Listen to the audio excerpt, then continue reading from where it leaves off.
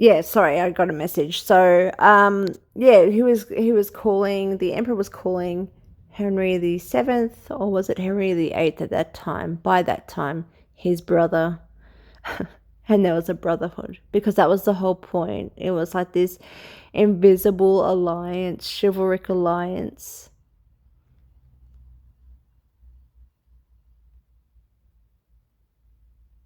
And it was the case since Egbert, since Charlemagne, where there was an invisible link, maybe even a special relationship between England and the Holy Roman Empire, or the Roman Empire, where governance or imperial governance was still, Britain was still under there. They just had to make these reforms and restructures to be able to secure it, which they did. They did through, really through constitutional reform, which is really the start of Maximilian's work, or even his father's work. I think this is Henry VII again, the Tudor rose with the golden fleece necklace. I mean, they wore it with absolute pride. This was the meeting, I think, the what, how would you say, trademarked? Trademarked? Like, back then there wasn't photos to be able to say, oh, hey, this, Henry the Eighth came over to stay to meet the emperor, and this was it. And this is basically this brotherhood and alliance. Henry the Eighth wearing the Order of the Golden Fleece, and then this next to it, beside him, is what represents the emperor and the empire.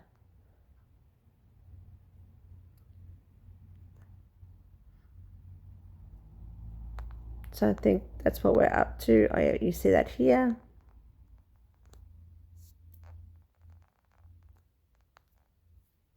This is the Order of the Garter book. I mean, think about it as well around this time. I think in the early 15th century, they had King Arthur, the myth, come out, republished again. So the myth and the chivalric kind of order of England was coming back. Of the Knights Templar was coming back, and the Round Table was coming back to establish this new order.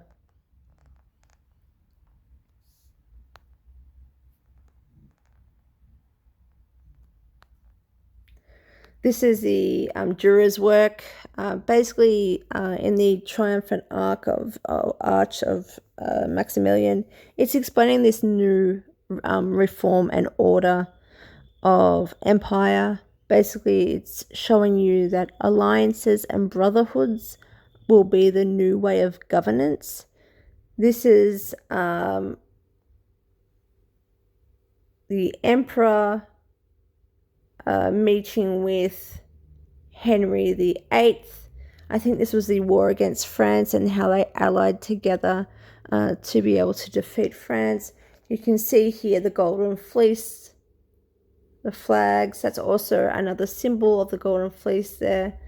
And then you can see here the Tudor rose. And then they had the fleur-de-lis in the background, the three fleur-de-lis. And then they also have the Golden Fleece in the... Oh, no, that's just the flags, isn't it? Oh, no, they're still flags. Anyway, that's to show... It was to this... I think it was print works or woodwork. It was like the Norman tapestries. It was to express this new reformation, this new way that Maximilian was bringing forward, this new hermetic, humanist, chivalric, global governance of empire. And it was that chariot picture. I should show you again by that chariot picture. If you want me to send you a link, let me know. But that chariot picture of Maximilian, that's very, very complex and detailed. That's a part of this work, this commission. This is it again. This is like a state event. This is back, you know how you see Trump with the state banquet and the little. This is how it used to be back then. I think we're done. So I have to log into my. This is really just not exactly well done, so I apologize. But I just wanted to kind of talk and give you an understanding of where I'm at, because it's so much work, you know. Somebody asked me yesterday about they were interested because they were so interested in the Knights Templar, and they asked about what I just learned about the King of Jerusalem still being under the Habsburgs. And then I literally just went off with, I don't know, for like half an hour, this poor person, to explain like all of the history I've learnt and this reform, this restructure, and then how it connects to the centralization of our of this global order now. And it was just amazing to me how much I've learned for so long. So I apologize. I just kind of wanted to give you an update into what exactly I'm thinking in terms of this now Holy Roman Empire blur, but also I can now really establish and distinguish how the British Empire was created within this new, not just within the Holy Roman Empire, but within this exact time of this restructure, and then how that might further evolve into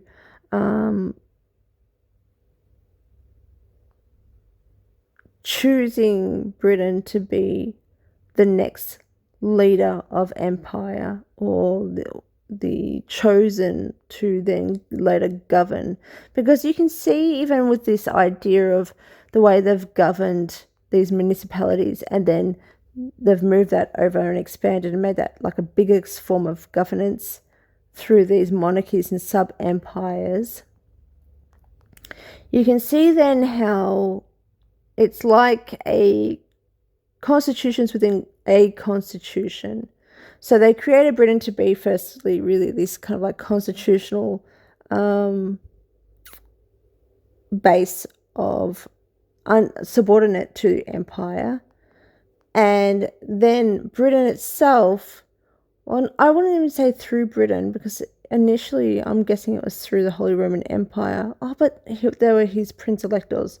I'm not exactly sure how it worked, but constitutional rule, especially through like even America, it was done through Britain, let's say, because the Britain had the fleet, etc., etc. So it was like back then Britain was today's America for the Holy Roman Empire. And then that's just been replicated and repeated and rinsed from Britain through to America, when they decided to create their army and stuff like that. But the Britain is what is now like creating these constitutions and has this federal empire within its own realm to be able to govern. But really that was already replicated from imperial rule. So it's just like a rinse and repeat. And it's been doing it since, what I can see here, the example I will give is of 1480. So it's just really, really, really interesting. If you like that stuff, you don't have to. But I do. All right, so I'm just going to go through what I've learned.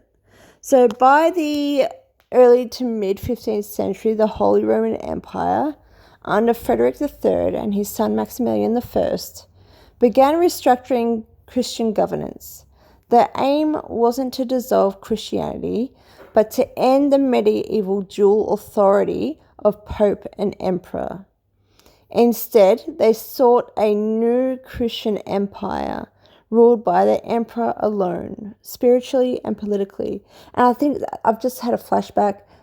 King Arthur, the myth, came back when Henry VIII won the war and conquered England. I think that's how it worked. So it was like, a foreshadowing or an installation that Henry VIII was going to be this chivalric knight of the Holy Roman Empire.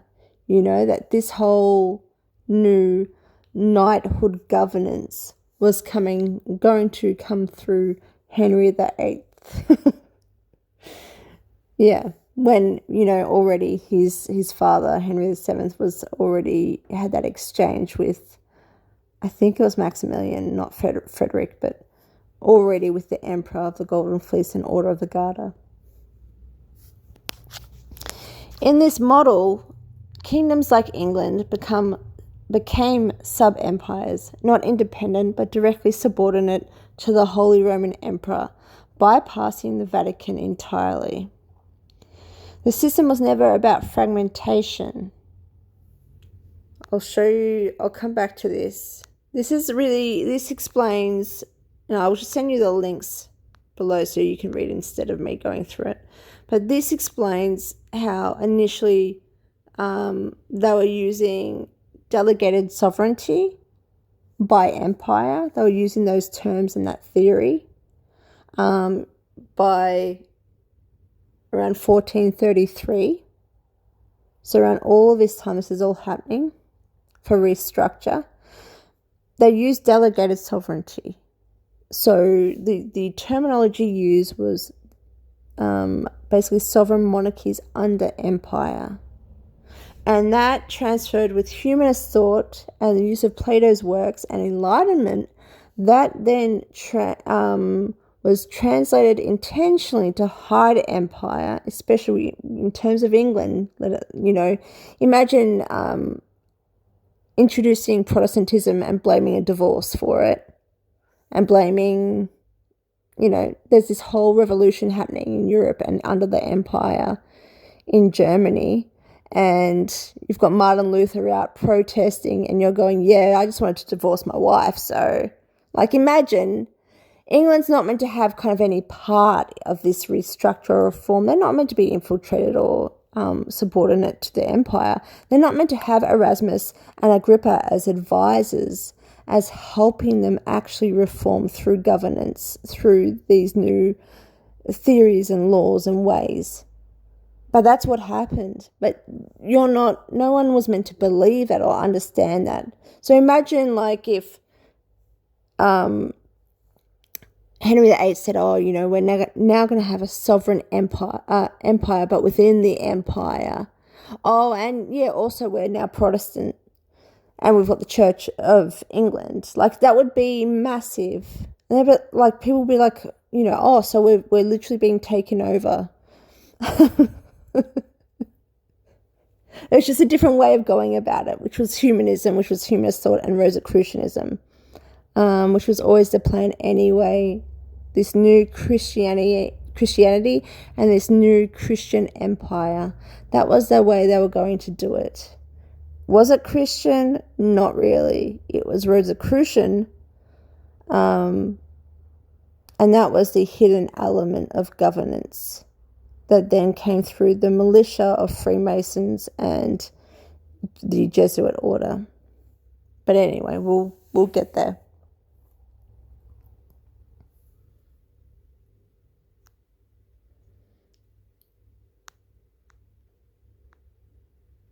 And the important part was the institutional reform in the 1495 to 1500 under the Holy Roman Empire, taxes and law structures, territorial administration structure, creating centralized bureaucracies. But before that, in 1480, they had Groningen. They were already kind of allocating administration and governance of these regions under this sort of system. So I'm going to explain that. The system was never about fragmentation. In 1480, Frederick III granted Groningen the right to govern, coin, knight and judge in loco imperatoris. This wasn't independence, but administrative allocation. The empire extending his authority through trusted civic and chivalric orders without thinning control. Maximilian expanded this across Europe through humanist and chivalric orders. He designed a distributed imperial structure. Sovereignty flowed outward, not away, through councils, knightly estates, and aligned monarchies, all under the emperor's divine mandate, not under Rome itself. And when I say Rome, I mean the Vatican through Catholicism. They were trying to restructure and move away from that. Humanist theories like Erasmus reframed sovereignty with the phrase imperator in regno suo. God, I sound so Australian saying that. Suo. Oh yeah, suo. Sorry, I'm not good with Latin. Emperor in his own realm, but still within an imperial Christian unity. In England, this found fertile ground. Well, of course it did. It was hidden empire. Through Erasmus and the Imperial Brotherhoods. By the way, Erasmus was in, I don't know, it was probably his father's court initially, but he was there, he was in England living there in exile, of course, or whatever the hell, maybe as an exchange student, lol, but more a court advisor. He was there for 7 years, and he left once he wrote the legal framework of what will then become the new British Empire through humanist thought and logic in 1516.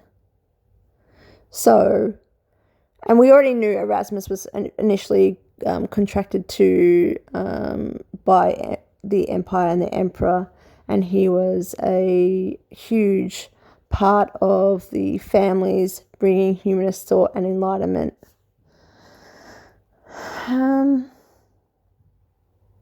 Through Erasmus and the Imperial Brotherhoods, Henry VIII absorbed this model. Oh, yep, just pure accident. Erasmus sent the work.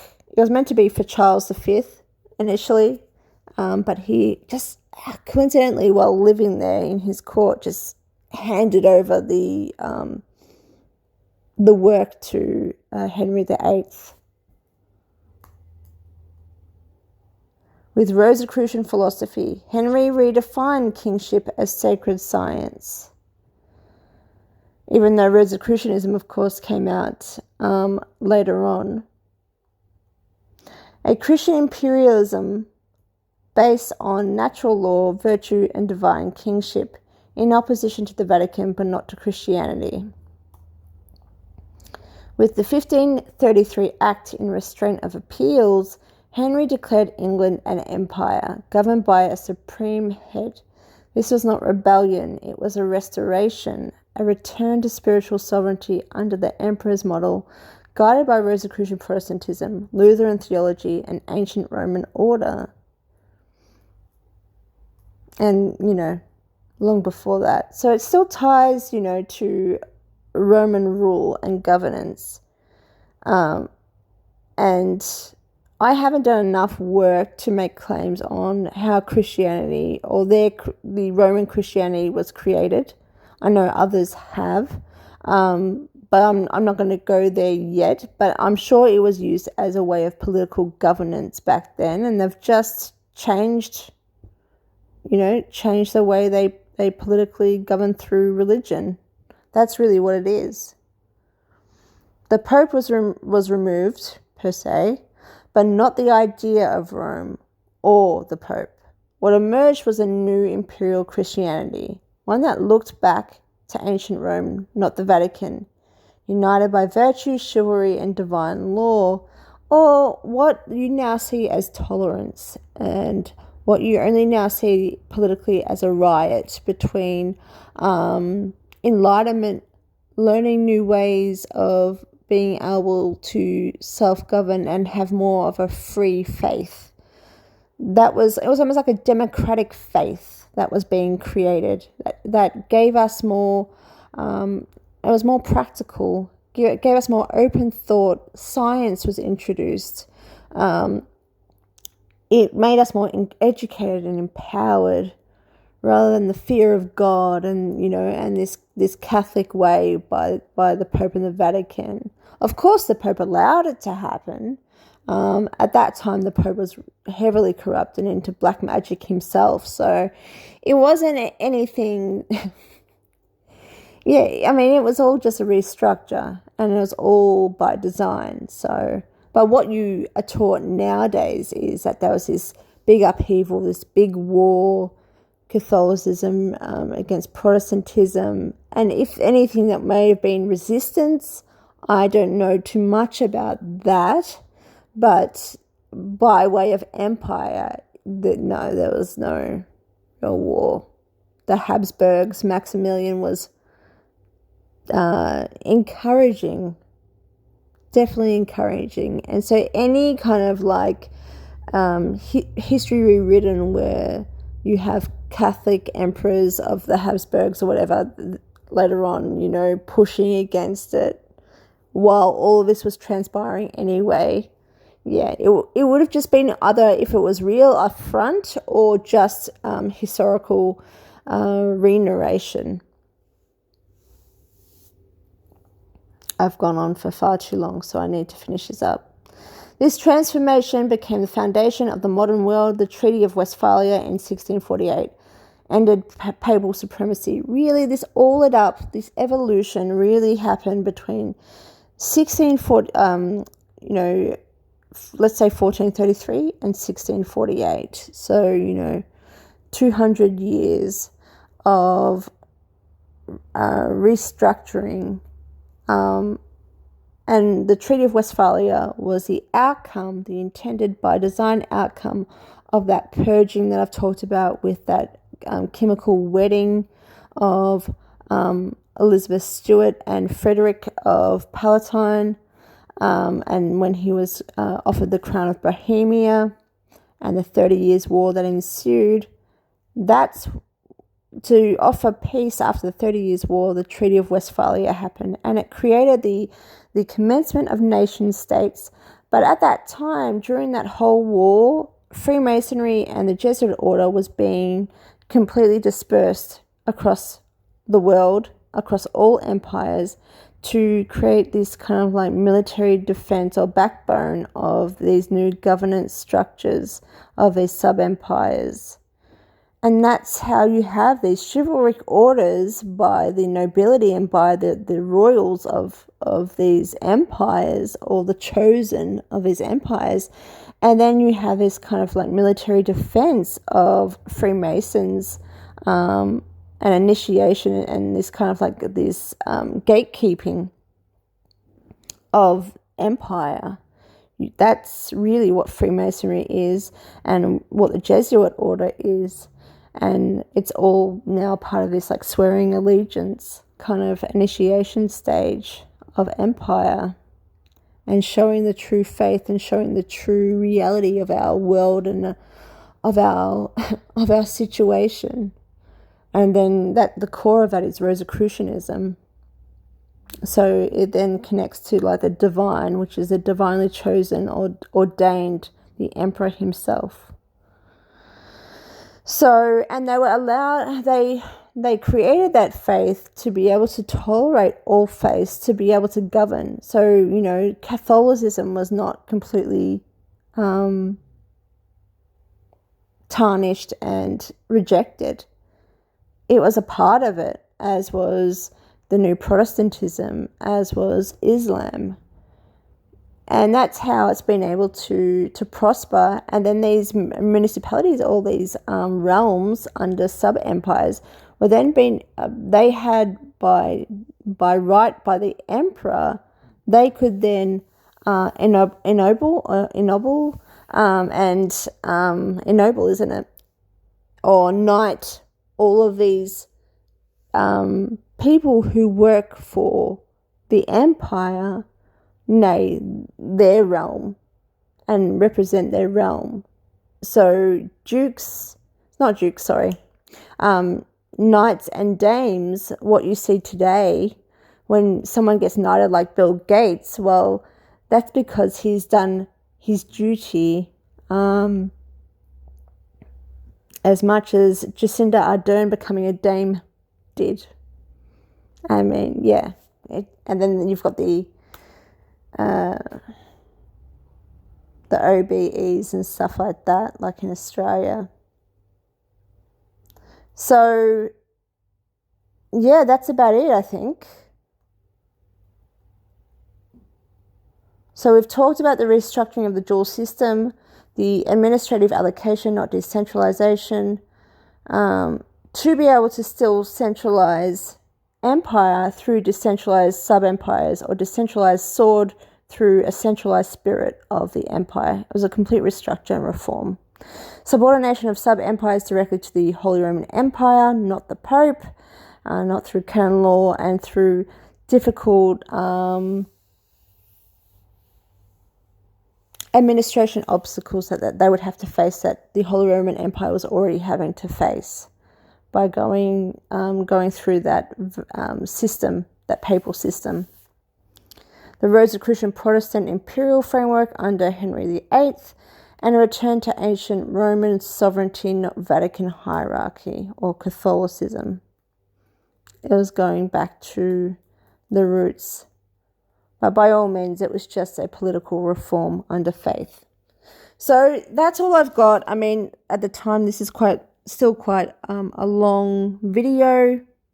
Again, not intentional. So I hope you've enjoyed it. If you've got any comments, I'm happy to answer them when I can. I'll give you the links to the 2 posts if you haven't seen them by now, so you can have a read rather than me go through them all. We'll be here for a whole day. Thanks, guys. Have a good one.